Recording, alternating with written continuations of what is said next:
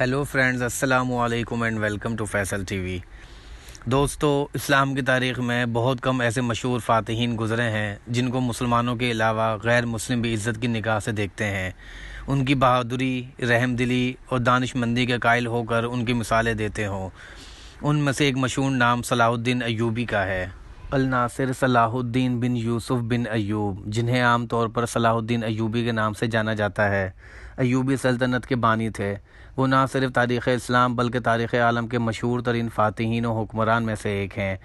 وہ سن 1138 میں موجودہ عراق کے شہر ترکیت میں پیدا ہوئے۔ ان کی زیر قیادت ایوبی سلطنت نے مصر، شام، یمن، عراق، حجاز اور دیار باکر پر حکومت کی۔ سلطان صلاح الدین ایوبی کو بہادری، فیاضی، حسن خلق، سخاوت اور بردباری کے باعث نہ صرف مسلمان بلکہ مسیحی بھی عزت کی نگاہ سے دیکھتے ہیں۔ صلاح الدین ایوبی کو فاتح بیت المقدس کہا جاتا ہے، جنہوں نے سن 1187 میں یورپ کی متحدہ افواج کو عبرتناک شکست دے کر بیت المقدس ان سے آزاد کروا لیا تھا۔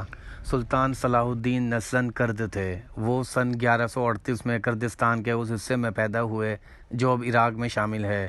شروع میں وہ سلطان نور الدین زنگی کے یہاں ایک فوجی افسر تھے۔ مصر کو فتح کرنے والی فوج میں صلاح الدین بھی موجود تھے اور اس کے سپہ سالار شیر کوہ صلاح الدین کے چچا تھے۔ مصر فتح ہو جانے کے بعد صلاح الدین کو 564 ہجری میں مصر کا حاکم مقرر کر دیا گیا۔ اسی زمانے میں 570 ہجری میں انہوں نے یمن بھی فتح کر لیا۔ نور الدین زنگی کے انتقال کے بعد صلاح الدین حکمرانی پر فائز ہو گئے۔ صلاح الدین اپنے کارناموں میں نور الدین زنگی پر بھی بازی لے گئے۔ ان میں جہاد کا جذبہ کوٹ کوٹ کر بھرا ہوا تھا اور بیت المقدس کی فتح ان کی سب سے بڑی خواہش تھی۔ مصر کے بعد صلاح الدین نے سن 1182 تک شام، موصل، حلب وغیرہ فتح کر کے اپنے سلطنت میں شامل کر لیے۔ اس دوران میں صلیبی سردار رینا کے ساتھ 4 سالہ معاہدہ صلح ہو چکا تھا، جس کی رو سے دونوں ایک دوسرے کی مدد کے لیے پابند تھے، لیکن یہ معاہدہ محض کاغذی اور رسمی تھا۔ صلیبی بدستور اپنے اشتعال انگیزیوں میں مصروف تھے اور مسلمانوں کے قافلوں کو برابر لوٹ رہے تھے۔ سن 1186 میں مسیحیوں کے ایک ایسے ہی حملے میں رینالڈ نے یہ جسارت کی کہ بہت سے دیگر مسیحی امرا کے ساتھ مدینہ منورہ پر حملے کی غرض سے حجاز مقدس پر حملہ آور ہوں۔ صلاح الدین ایوبی نے ان کی سرگرمیوں کی روک تھام کے لیے اقدامات کیے اور فوراً رینالڈ کا تعاقب کرتے ہوئے حتین میں اسے پکڑ لیا۔ سلطان نے یہی دشمن کے لشکر پر ایک ایسا آتش مادہ ڈلوایا جس سے زمین پر آگ بھڑک اٹھی۔ چنانچہ اس آتشی ماحول میں سن 1187 کو حتین کے مقام پر تاریخ کی خوفناک ترین جنگ کا آغاز ہوا۔ اس جنگ کے نتیجے میں 23,000 مسیحی ہلاک ہوئے اور اتنے ہی قیدی بنا لیے گئے۔ رینالڈ گرفتار ہوا اور سلطان نے اپنے ہاتھوں سے اس کا سر قلم کیا۔ دراصل رینالڈ حضرت محمد صلی اللہ علیہ وآلہ وسلم کی شان میں گستاخی کیا کرتا تھا اور سلطان ایوبی نے اسے اپنے ہاتھوں سے مارنے کی قسم کھائی تھی۔